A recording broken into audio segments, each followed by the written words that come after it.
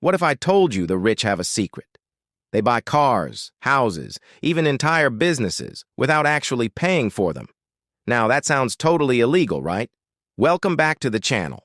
If you want to build wealth faster, smarter, and with fewer mistakes, you are in the right place.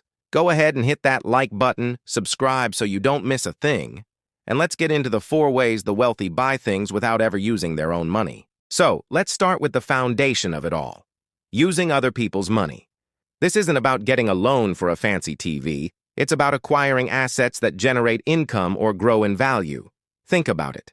They take out loans to acquire businesses that are already profitable. They even use something called margin to invest in stocks, although that requires a lot of caution. They might get financing for heavy equipment that allows their company to take on bigger, more profitable jobs. So why do they borrow? Here's the simple math. If you use that money to buy an asset, say a rental property, that is appreciating at 8% per year and also generating cash flow, you're making a 4% profit using the bank's money. You're arbitraging the cost of capital. You put up a small amount of your own money, control a large asset, and reap all the rewards. This isn't just one strategy. This is the fundamental principle behind nearly every wealthy person's financial empire. They understand that their own cash is limited, but their ability to leverage debt is almost infinite. It's about using financial tools to amplify your returns. Now for the second step, and this is a move that really separates the truly wealthy from everyone else. They collateralize their assets instead of selling them. See, most people, when they need a big chunk of cash, they think, what can I sell? The wealthy think, what can I borrow against? It's a huge mindset shift. They use their existing assets as collateral to get loans. This could be a line of credit against their real estate equity, known as a HELOC. It could be a loan against their stock portfolio. Banks love to lend against a diversified portfolio of blue-chip stocks. They can even get loans against their ownership in a private business, or for the ultra-rich, against fine art collections or other luxury items. So why on earth would they do this instead of just selling? One word: taxes. In the U.S., when you sell an asset that has gone up in value, you trigger a capital gains tax event. Depending on your income and how long you held the asset, that could be 15%, 20%, or even more, plus state taxes. But when you borrow against an asset, that's not a sale, it's a loan. So you pay 0 taxes, it's still sitting there, appreciating in value, working for you. This is precisely how many billionaires fund their incredible lifestyles. They're not selling off pieces of their companies every time they want to buy a yacht. They're simply taking out a low-interest loan against their massive stock holdings. They get the cash tax-free, and their net worth continues to grow. This leads us to the third strategy, which is the ultimate wealth-building play for generational fortunes. It's known as buy, borrow, die. It sounds a little morbid, but financially, it's pure genius. Let's break it down. First is buy. The wealthy focus on buying appreciating assets. These are things that are expected to increase in value over time.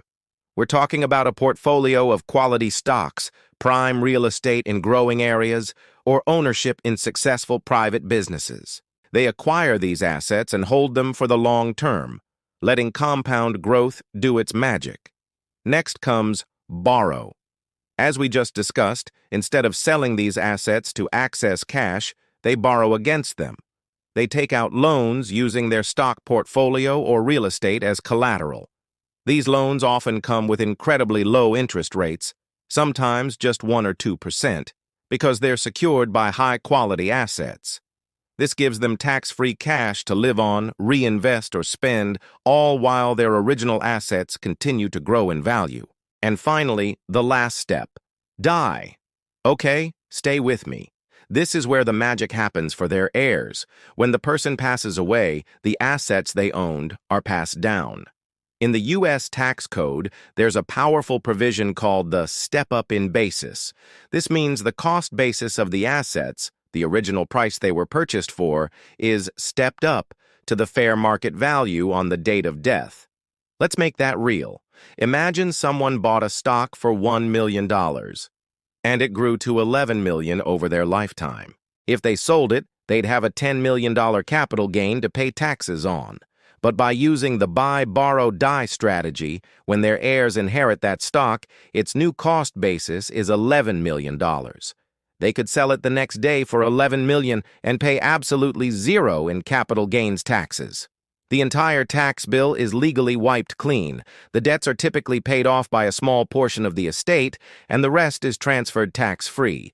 This is how massive fortunes are preserved and passed down from one generation to the next, creating dynasties. Finally, we have the fourth strategy, and this is where it all comes together and gets really fun. The rich make their assets pay for their other assets and their lifestyle. They let their assets buy their toys. The goal isn't just to avoid paying with your own earned income. The goal is to have your cash-producing assets cover the cost of everything. Let me give you some concrete examples. Instead of saving up their salary for a new car, they might buy a rental property. The monthly cash flow from that property then makes the car payment. The asset, the house, is buying the liability, the car. Or maybe they have a stock portfolio that pays out dividends. They'll use that dividend income to pay for their family vacations every year. The stocks are funding their travel. A successful business owner might use the profits from their company to buy luxury items. The business buys the watch, not the person. Even for those of us starting out, this is applicable. Maybe the income from your YouTube channel or your online side hustle is what you use to make your monthly investments into an index fund. You're creating a system where money from one asset is automatically used to acquire another. The fundamental shift is this.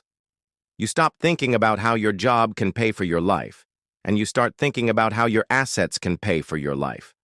The goal is to build a machine of cash-flowing assets that covers not only your basic needs, but also your wants and your future investments. This is how the rich seem to afford incredibly expensive things without ever touching the money they work for.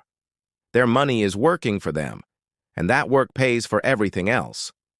So, to recap, that's how the rich buy things without paying for them in the traditional sense.